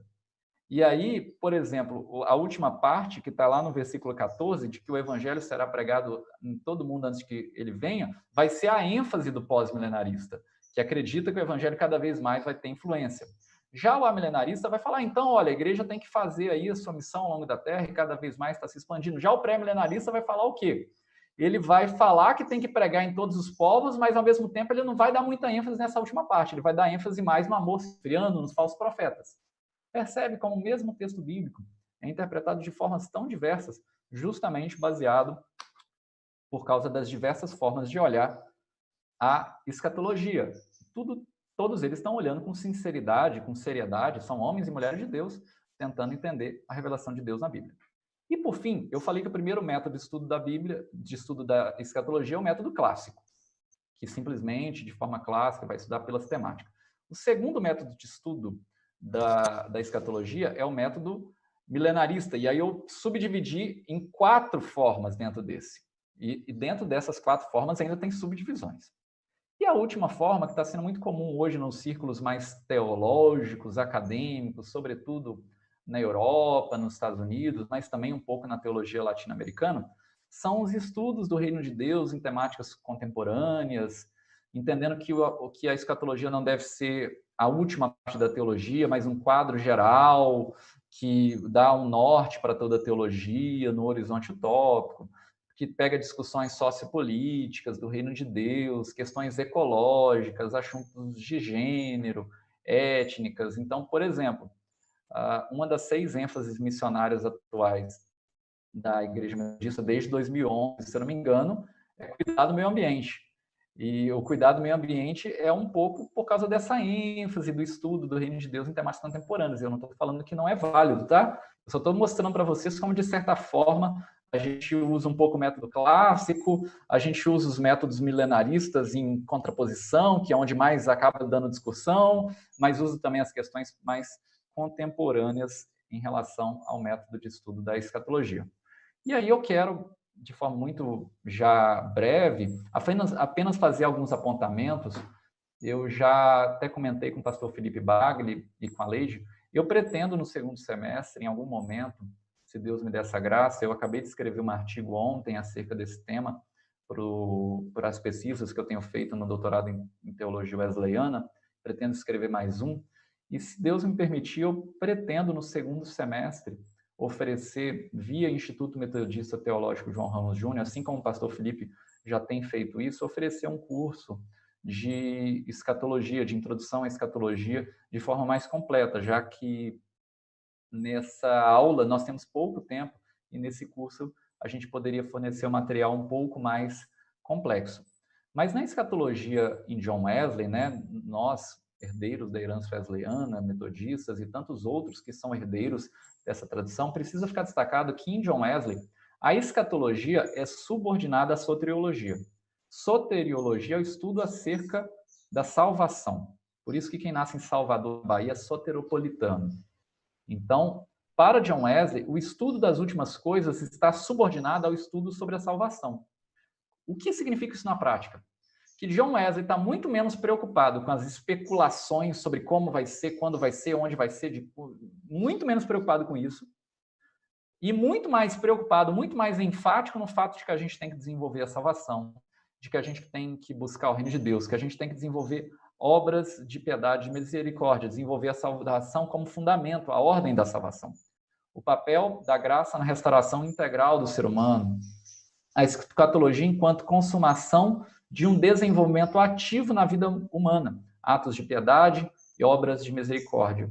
Ou seja, talvez outras igrejas deem muita ênfase a como vai ser, quando vai ser e onde vai ser, e ficam gastando um tempo absurdo nessas coisas. E por que nós, na Igreja Metodista, não investimos tanto tempo nisso? Primeira coisa, porque eu acho que há muita má compreensão. Eu acho que esse é o primeiro ponto. Mas o segundo motivo, o primeiro motivo é um mau motivo, mas o segundo motivo, que é um motivo bom, é que a gente entende que a gente deve gastar muito mais tempo em vivendo a vida conforme o Senhor mandou, ao invés de ficar tentando especular eras e tempos. E aí, eu quero fazer apenas um apontamento, que pode ser que eu consiga trabalhar melhor nesse curso que, se Deus me permitir, eu pretendo fornecer no segundo semestre online pelo Instituto Teológico João Ramos Júnior. Quais são as fases do John Wesley? O que o John Wesley era? Como que os metodistas são? Os metodistas são amilenaristas, pré-milenaristas, pós-milenaristas? Eu vou apenas falar a título de apontamento, mas aí tem muito pano para manga. Os estudiosos do metodismo, os estudiosos da teologia metodista, da teologia wesleyana, na grande maioria concordam que John Wesley teve 3 fases. A primeira fase, que é a primeira fase da sua vida, é uma fase mais amilenarista. Por ele ser um sacerdote da Igreja da Inglaterra, da Igreja Anglicana, o amilenarismo era a corrente oficial. E falam que durante boa parte da vida ele foi amilenarista devido a isso. Porém, parece que lá em 1760, 1750, no meio da vida dele mais ou menos, um pouco para frente do meio, ele leu um livro de um homem chamado Hartley, que era pré-milenarista. E aí parece, pelas incisões que ele faz nas notas do Antigo Testamento, que acabaram de ser publicadas pela Bíblia de Estudo John Wesley, que foi publicada, que eu recomendo, inclusive, você comprar uma Bíblia muito boa, tem algumas incisões que fazem ele parecer pré-milenarista. Porém, a maioria dos estudiosos, como Maddox, como Collins, como outro livro chamado A Esperança do Evangelho, publicado pela Sal Cultural, do Victor Reasoner, que faz apontamentos que a fase de maturidade de John Wesley é uma fase pós-milenarista. Por quê? Porque ele acreditava que o avivamento que acontecia entre os metodistas era um sinal desse avivamento, da expansão do reino de Deus que ia tomando cada vez mais esferas da sociedade até que a consumação do reino viesse. Então, a maioria dos estudiosos wesleyanos aponta que o John Wesley, na sua fase de maturidade, bem como os metodistas, as teologias sistemáticas metodistas do final do século XVIII, início do século XIX, início do século XX, eram pós-milenaristas. Acreditavam na expansão do reino de Deus cada vez mais. Porém, com a Primeira Guerra Mundial, a Segunda Guerra Mundial, o mundo passa a se tornar muito pessimista, muitos acabam migrando para o pré-milenarismo por entender que essa visão otimista não cabia mais na Terra e passam a ter uma visão pessimista sobre o mundo. Qual é a importância do estudo da escatologia? Mateus 24:4, né, fala assim: e ele respondeu, Jesus dizendo, vede que ninguém vos engane. Primeira coisa, é importante você estudar a escatologia para que ninguém te engane. Você não fique sendo levado por qualquer vento de doutrina, se impressionando com pouca coisa. As pessoas, eu vejo que se impressionam com tão pouca coisa que poderia, com um bom estudo da Bíblia, com sinceridade, ser dirimido. Como eu ministrei ao longo de muitas aulas que dei algum tempo atrás na Escola Dominical da Igreja Metodista do Meritinga, tem uma coisa que eu tenho certeza que todo mundo na minha igreja hoje que frequentou aquelas aulas aprendeu. Apocalipse não foi escrito para gerar medo, mas foi escrito para gerar fé e esperança. A gente precisa estudar a escatologia para a gente não ser enganado, para a gente entender que o reino de Deus vai vencer, que o reino de Deus está vencendo, e não que eu tenho que ter medo do Apocalipse. Segundo, evitar devaneios infrutíferos e interpretações complexas do que Deus não revelou em plenitude. Em Deuteronômio 29:29 diz assim, as coisas ocultas pertencem a Deus. Gente, meu querido, como diria a pastora, minha esposa, pastora Débora, seus lindos Se Deus não revelou os detalhes de algumas coisas, é porque ele não quis revelar. Por que que a gente vai ficar tentando adivinhar e tampar buraco daquilo que não está revelada com certeza na Bíblia? Então, o estudo da escatologia nos ajuda a não ficar gastando fosfato e tempo, desviando do foco principal da missão de Deus, de evangelizar, de fazer a obra de Deus, de ser um cristão contagiante, um cristão diferente, uma pessoa exemplar, uma pessoa cheia do Espírito Santo. Ao invés da pessoa preocupar com isso, que é prático, o desenvolvimento prático da sua salvação, a pessoa fica em devaneios e devaneios e devaneios e devaneios e esquece de viver a vida cristã, como o Senhor quer. E dito isso, ter clareza que o futuro, a salvação eterna, é consequência de uma vida presente, é consequência de uma vida com o Senhor. Por isso, eu aponto que na teologia wesleyana, o triunfo da graça acontece na escatologia, uma teologia prática, voltada para a vida, onde a graça que um dia me convence do pecado, me justifica, me restaura, me leva à santificação, que me faz entender porque para mim o viver é Cristo e o morrer é lucro. Junto com os materiais que você vai ver na descrição desse vídeo, você vai ver 3 sermões que são sermões clássicos da doutrina metodista, que é o sermão número 4 do cristianismo bíblico, que vai mostrar justamente isso, que você tem que viver e desenvolver a sua salvação. Também está disponível o sermão número 15, que vai falar do grande tribunal, que vai falar que, na verdade, a graça de Deus nos conduz a esse julgamento e nós temos esperança pela graça de Deus, vivemos uma vida diferente, a gente desenvolve nossa salvação. E, por fim, o sermão 137, que foi uma edição que John Wesley fez já em 1732, de um sermão que havia sido pregado por Benjamin Calame em 1704, que vai falar sobre a ressurreição dos mortos. E aí você pode ler também. Essa é a base doutrinária das igrejas de tradição wesleyana, das igrejas de tradição metodista. E, então, para finalizar, eu queria deixar claro que o estudo da escatologia, sobretudo, deve nos lembrar do seguinte: porque, para mim, o viver é Cristo e o morrer é lucro.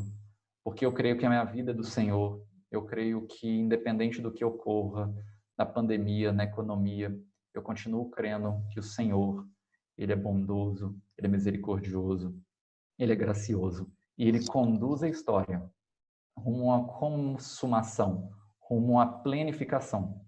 E eu tenho esperança, eu creio, eu tenho fé, porque a escatologia, estudo das últimas coisas, para mim, aponta para a fé e aponta para a esperança, não para o medo. Com isso, eu encerro a minha participação e abro para perguntas.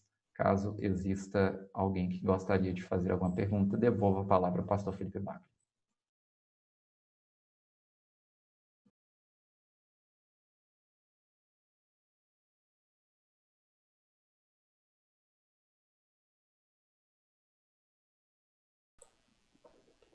Pastor Lucas, queria agradecer a você pela exposição nesse tema. Como a gente falou, é um tema tão importante para nós e creio que foi exposto de uma maneira maravilhosa, né? Maravilhosa.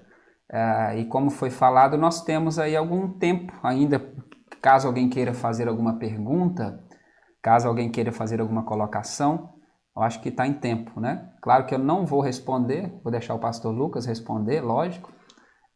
Então você pode fazer a sua pergunta, né? Eu acho que é muito oportuno para nós. Enquanto o pessoal vai fazendo a pergunta, pastor, eu queria apenas fazer uma observação. Primeiro, agradecer a você por colocar essa questão escatológica de uma maneira bem prática, uma questão bem profunda e pensando na importância disso para o nosso dia a dia. Às vezes, quando a gente fala de escatologia, o que a gente percebe é que nós, às vezes, reproduzimos a postura dos discípulos no início do livro de Atos. Eu gosto muito desse texto, é um pouco irônico. Enquanto Jesus está sendo assunto aos céus, ele coloca a expectativa da volta, né, que ele vai voltar, ele coloca essa promessa, mas ele deixa uma missão, a pregação, a expansão do reino, e Jesus sobe, vai embora e os discípulos ficam lá, entre aspas, aí, feito patetas, olhando para o tempo e se questionando, quando será que volta? E aí vem uma voz dizendo, olha, para que vocês estão querendo saber? Vai trabalhar, né? Traduzindo, né? Vai viver a vida e vai pregar o evangelho. Então eu me lembro bastante, por exemplo, da carta, da segunda carta de Pedro, que aparece lá uma expressão que eu acho que tem muito a ver com esse sermão escatológico de Mateus capítulo 24, que você colocou, essa questão da participação, né, da pregação do evangelho como sinal escatológico. Mateus coloca catástrofes naturais, perseguição, ou seja, desde que mundo é mundo e que a igreja foi instaurada, há catástrofes naturais e a perseguição. Então eu percebo muito trazendo a questão da escatologia para o dia a dia, ou seja, é algo que acontecerá no cotidiano. Daí essa ideia de que ele vem como um ladrão, ou seja, vem no cotidiano. Mas ele apresenta o testemunho, o evangelho será pregado a todos. E aí, segundo Pedro usa uma expressão, capítulo 3, se eu não me engano, a expressão apressar a vinda do Senhor, que é uma expressão ligada a essa ideia desse sermão escatológico, de que no sentido de quem realmente está interessado na volta de Cristo, quem de fato tem interesse, um interesse sincero, está em missão e não na especulação. Então eu acho isso uma exortação muito bonita que tira a gente dessa teologia especulativa, né? Como eu acho que é uma marca da teologia wesleyana, que é uma teologia prática. Ou seja, a preocupação, né? Toda essa discussão nossa aqui não é especulativa, mas é algo prático, ou seja, ter uma visão positiva do fim, otimista, dá para a gente essa expectativa missionária, esse ardor missionário. Então eu queria agradecer a você e só colocar essa questão. Pastor, tem uma pergunta aqui, se eu ler errado o nome, por favor, me perdoe. Adaias Pereira, tá? Adaias Pereira. A pergunta é o seguinte, diante disso, sobre o milênio e essas questões levantadas aqui, qual a linha de pensamento da Igreja Metodista atual? Parece que essa pergunta vem da Márcia Bezerra. Então, qual é a linha de pensamento que você percebe que atualmente predomina na Igreja Metodista? Obrigado pela pergunta, Pastor Felipe. Eu conheço as duas pessoas da pergunta, e o nome é Adaias Pereira, e a Márcia é esposa do Adaias. São líderes importantes nas igrejas aqui em Tumiritim. Então, muito boa pergunta. Desculpa te cortar, pastor, porque a Jéssica, da Metodista Central de Juiz de Fora, que é a nossa presidente da federação, ela também faz a mesma pergunta, né? Qual que é a visão da nossa igreja hoje, dentro dessas três propostas, né? De certa forma apresentada por você hoje. A Jéssica, da Federação de Jovens, sim. Também faz a mesma pergunta, né? Então, você já viu quando a resposta começa com então, a gente precisa assim, vamos sentar agora e vamos começar a aula de novo? Que seria essa a resposta mais sincera, no sentido que seria uma coisa que demoraria muito tempo para responder. Classicamente, os metodistas são pós-milenaristas, porque a fase de maturidade do John Wesley, ela é pós-milenarista. E as primeiras teologias metodistas que surgem a partir do final do século XVIII, durante todo o século XIX, isso é muito evidente, que é quando se consolida a igreja metodista enquanto denominação, e as igrejas que surgem do metodismo livre, aí hoje mais recente, metodista wesleyana, Nazareno, Exército da Salvação, Igreja de Deus em Cristo, e tantas outras, né? Até mesmo o movimento pentecostal, que depois, de alguma forma, bebe no metodismo, originalmente é pós-milenarista. Ou seja, acredita que os metodistas foram imbuídos por Deus através da pregação do evangelho, otimistamente, porque nós metodistas somos pessimistas enquanto a nossa antropologia, ou seja, somos pessimistas em relação ao ser humano, mas otimistas em relação à graça. Então, esse otimismo da graça, que está apontado no título da sua aula, do triunfo da graça. Nós cremos no triunfo da graça. Aponta que a igreja é em missão. crê num avivamento, num derramar do Espírito Santo, que levará o evangelho a se espalhar por toda a terra. Classicamente, quem mostra isso muito legal, muito bem desenvolvido, é o Vic Reasoner, no livro A Esperança do Evangelho, da Sal Cultural, publicado recentemente pela Sal em 2018, que mostra a visão clássica metodista, uma visão pós-milenarista.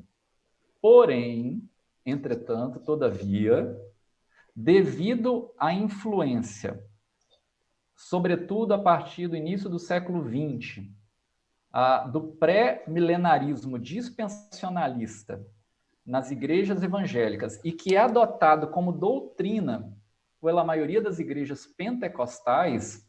Então, por exemplo, o pré-milenarismo dispensacionalista é a doutrina oficial da Assembleia de Deus, por exemplo. E a influência que essas igrejas e também desses evangelistas norte-americanos, como eu falei, do Tim LaHaye e de outros, deixados para trás, dessa influência pré-milenarista que vai sendo difundida nas igrejas, e por uma certa incompetência nossa enquanto pastores para pregar nossa teologia, eu diria que hoje a grande parte dos nossos membros, até dos nossos pastores, por desconhecimento, são pré-milenaristas dispensacionalistas. E aí, isso gera várias consequências danosas para a missão.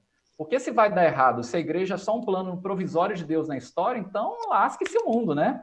Então deixa para lá. Vai ser ruim mesmo, então não tem muito o que fazer. Esse pessimismo sobre a missão de Deus é algo muito nocivo à história da igreja e às esferas da sociedade, cada vez mais a igreja largando mão, deixando para lá, ou então se associando de forma esquisita ao Estado. Então, eu diria, historicamente, os metodistas são pós-milenaristas. Essa seria a teologia da maturidade de John Wesley. Foi assim durante muitos anos, mas por influências diversas, hoje eu imagino que o pré-milenarismo dispensacionalista seja a visão majoritária na maioria dos membros, que nem sabem que são isso. Que nem sabem, tá? A maioria das pessoas não sabe que é pré-milenarista dispensacionalista. Elas são porque elas acham que é a única forma que existe de interpretar a escatologia. E não percebem de tantas outras formas ricas de interpretar. E também respondendo para a Márcia, só para dar um apontamento, a igreja presbiteriana, a doutrina oficial dela é amilenarista. Tá bom? A igreja presbiteriana no Brasil, ela é amilenarista. Eu diria que a teologia clássica metodista é pós-milenarista, mas eu acho que na maioria das igrejas evangélicas hoje, independente da denominação, é pré-milenarista, dispensacionalista, que as pessoas leem pouco Bíblia, menos ainda7 e só veem a novela e o Deixados para Trás, e aí fica uma visão majoritária pré-dispensacionalista, pré-milenarista dispensacional. Pastor Felipe? Ok, pastor, deixa eu ver se tem mais alguma pergunta. Não chegou nenhuma. Não chegou nenhuma pergunta. Ok.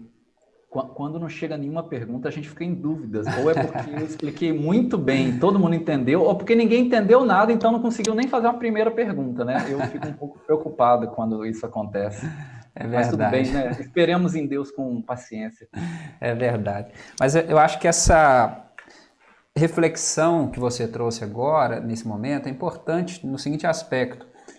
Eu conversava isso com a Leide ontem, até, no sentido de que às vezes há uma negligência da nossa parte, talvez por pensarmos, né, primeiro, que esse é um tema difícil, e de fato é, como foi posto aqui, não é um tema simples de se conversar.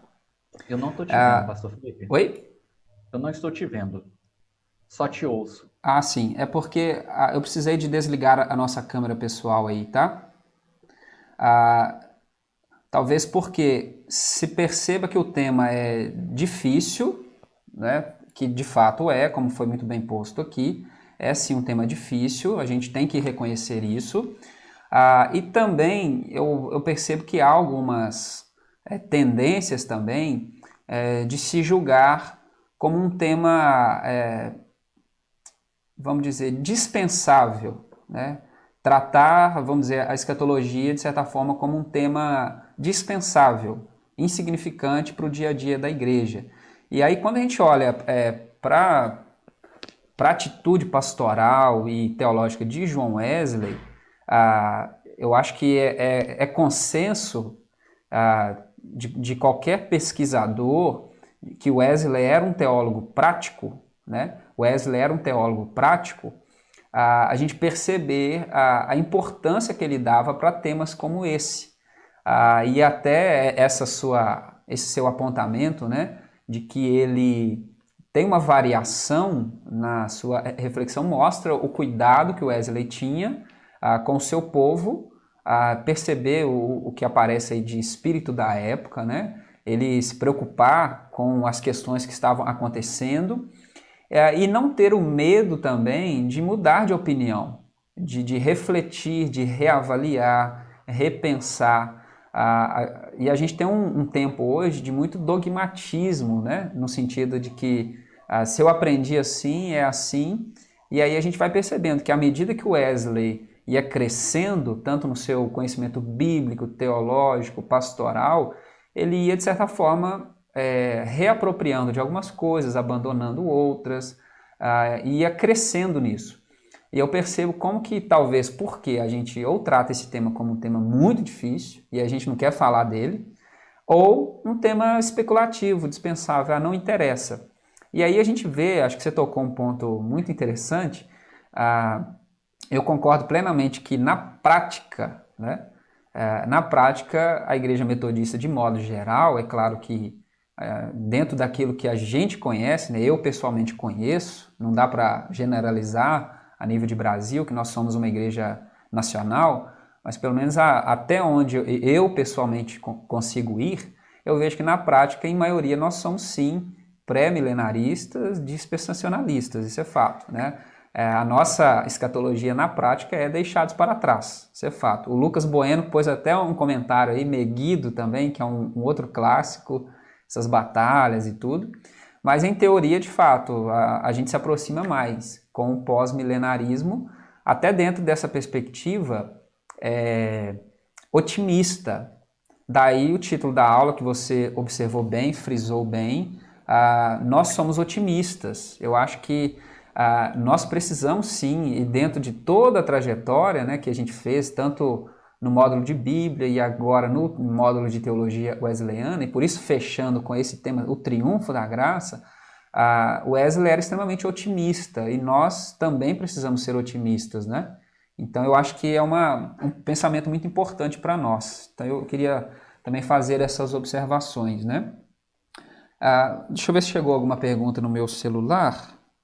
Isso tem implicações práticas, né? Sim. O Lucas Bueno, né, e eu somos amigos, né, de escola. Sim. A gente estudou junto no ensino médio e a gente era líder cristão junto na escola.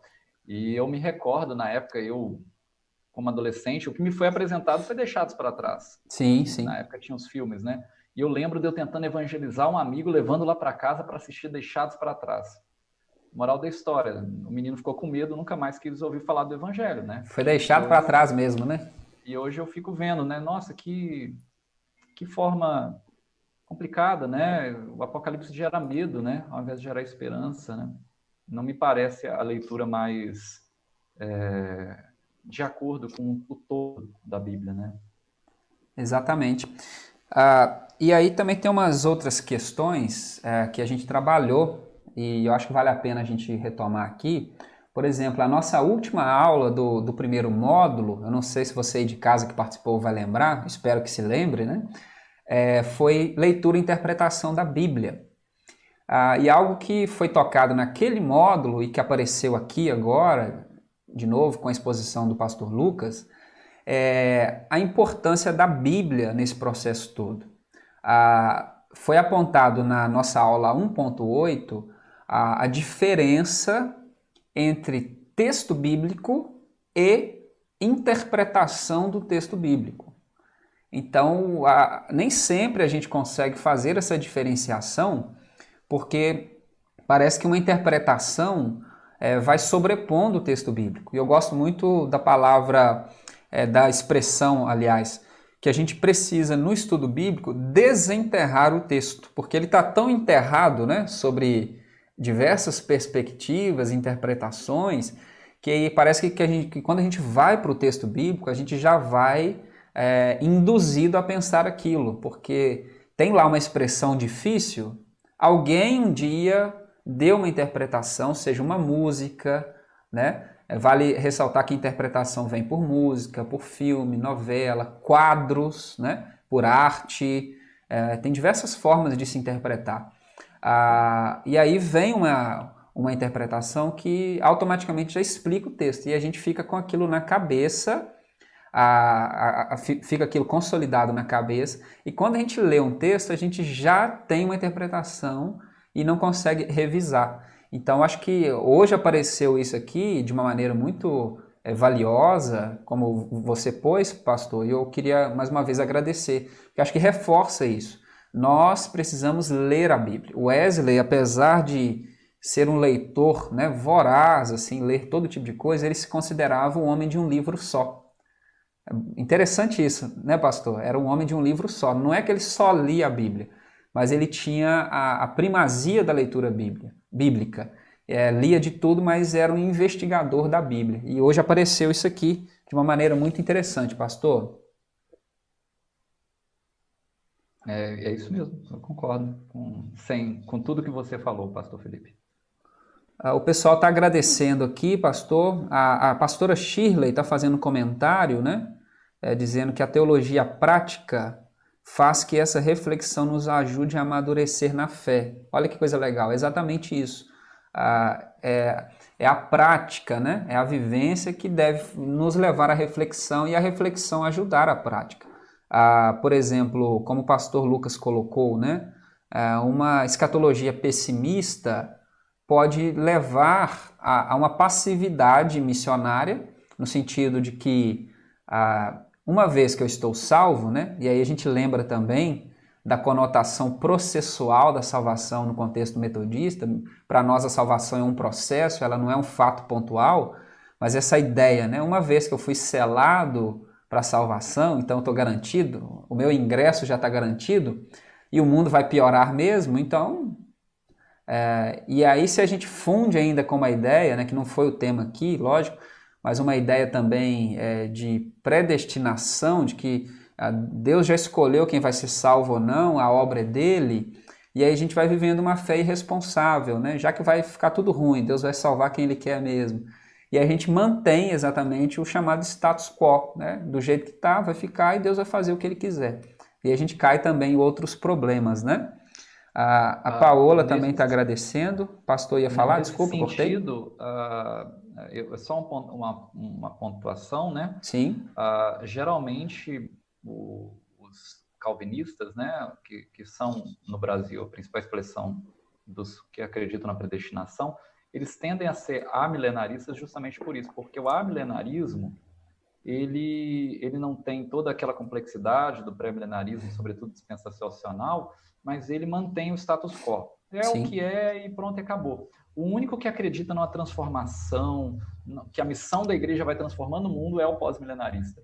E esse otimismo é decorrente, no caso dos metodistas, John Wesley, não da crença que o ser humano é bom, não, mas de que o avivamento que vem pela obra de Deus, que trabalha no ser humano, vai transformando as realidades.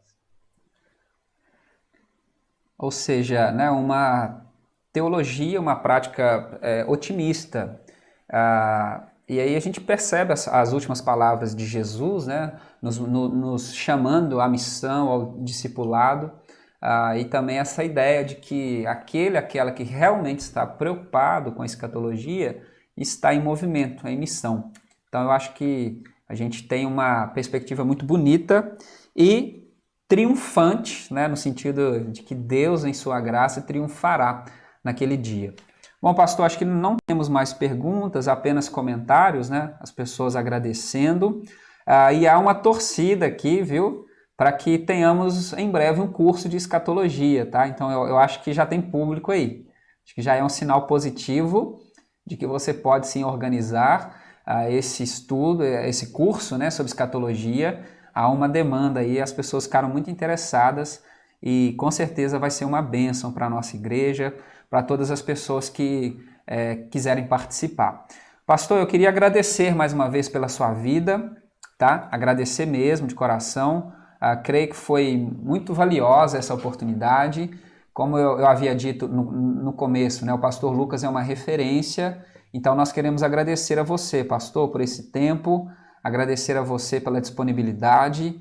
Sei que você está no final de semestre, no doutorado, então com muita correria, mas disponibilizou esse tempo. E hoje, graças a Deus, né, a CEMIG permitiu que a gente fizesse essa aula. Ele participaria de uma live, mas a CEMIG, né, ou seja, a empresa de energia aqui, não colaborou.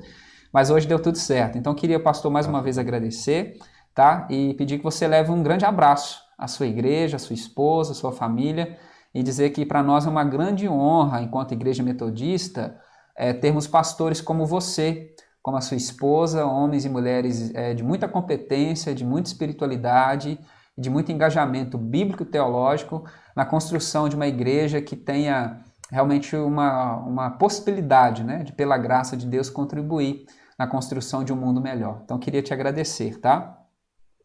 Muito obrigado, pastor Felipe, Leide. Obrigado aos irmãos que estão participando do curso Fundamentos, bem como os irmãos da minha igreja que participam. Grande abraço, fiquem com Deus, que a graça e a paz do Senhor esteja abundante sobre nossos corações. Amém, pastor. Obrigado, viu? Deus te abençoe. Irmãos e irmãs, nós estamos chegando então ao final de mais um curso Fundamentos. Aliás, de mais um módulo, né? Hoje, como foi dito, é a nossa última aula do módulo 2. Então, nós faremos uma pausa e retornaremos no domingo, dia 2 de agosto. Teremos aí alguns dias para a gente descansar um pouquinho. E eu espero que esse módulo tenha sido uma bênção para você, tá? A gente pensou com muito carinho, nós estruturamos, né, uma pauta com muito carinho. Eu espero que tenha contribuído para você. Caso você queira assistir novamente alguma das aulas realizadas, ou você não assistiu todas, você pode assistir. Todas as aulas estão disponíveis nesse mesmo canal que você está agora. Há uma playlist aí, você pode acessá-la. Caso você tenha dúvida ou dificuldades no acesso, você pode mandar uma mensagem que vamos orientar você, tá? Então, faremos uma pausa a partir de hoje e o nosso curso Fundamentos retornará no domingo, dia 2 de agosto, com o nosso terceiro módulo, que é o módulo Fundamentos da Missão. Então, nós fizemos módulo de Bíblia, um módulo de Teologia Wesleyana e entraremos no nosso terceiro sobre Fundamentos da Missão. Então, tem muitas novidades.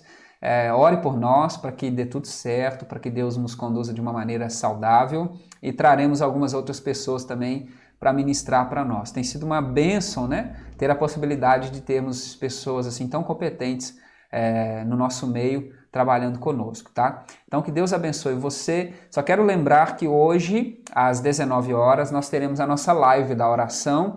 E na nossa live, uma live especial de ministração de ceia do Senhor. Então, prepare os seus elementos para você e para sua família.